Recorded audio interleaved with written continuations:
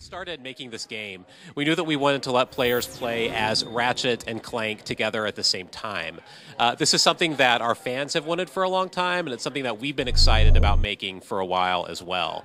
And then after that, it was actually a pretty short leap to include Captain Quark and Dr. Nefarious. And one thing that you'll notice right off the bat is that we have a new camera style for a Ratchet and Clank game. This is a director-style camera, also something that we've wanted to try for a long time. This lets us keep all 4 players on screen, but it also lets us frame the action in a specific way to show off the world in a way that's really more cinematic than we've been able to achieve before in a Ratchet and Clank game. Here, we can see players using the Vacu 4000. This is a new gadget that comes in really handy for throwing your friends across a ledge. But you have to be careful when you're using it, and you always have to know who your friends are. So I want to talk about weapons a little bit. Weapons have always been part of the DNA of the Ratchet series, and Ratchet and Clank All for One is no different. Our focus is really on co-op weapons. It's about using them with the team. So you can use a weapon as an individual, but you get the really devastating and impressive effects when you work together with your friends. This is a co-op mechanic called the cluster cannon. And here, players are working together to charge this up, but they're also trying to be the first person to initiate it. So you have to use co-op play to power it up, but you also want to be the first person to do it and kind of win the little competition within the game.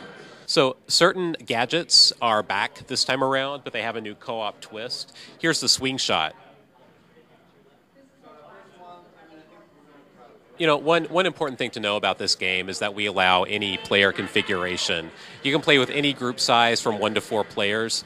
If you're playing by yourself, we give you an AI teammate to play through, and you have access to all the content. If you have friends far away, you can play online. You can play offline on the couch, and you can mix and match groups as well. So you can have 2 people on a couch in one place, 2 on another. Any combination of 1 to 4 players. We really want to make it easy for people to just pick up a controller and jump into a game and have a great time. Also, we support drop in and drop out, so you can join a game midstream. If you start playing a game by yourself and your friend comes over, that friend can join you and play through the rest of the segment. We're executing a move called the Mortar Slam. So one player can toss another player into battle, and that player in midair can execute a powerful special move. There's definitely a lot of trust involved in playing this game, and what we've seen in playtests is that the team playing together can really get into a flow that's almost like a team sport if everybody's playing well. This is a tank minion. We think of this guy as a really big enemy, not a boss necessarily, but definitely an enemy that's going to require the focus of all the players moving together to take him out. If one player dies during combat, we have a revive mechanic, so other players can resuscitate him and bring him back into the group.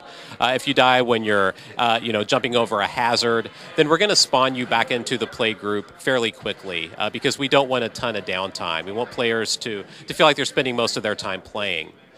At the same time, if the whole play group dies, if people don't do well, then we move you back to the checkpoint. So that penalty is there, but our focus is really on letting people stay in the game and have a great time with their friends. So now we're in a wind tunnel, and here characters are going to have to join hands to get enough wind resistance to make their way back across the turbine.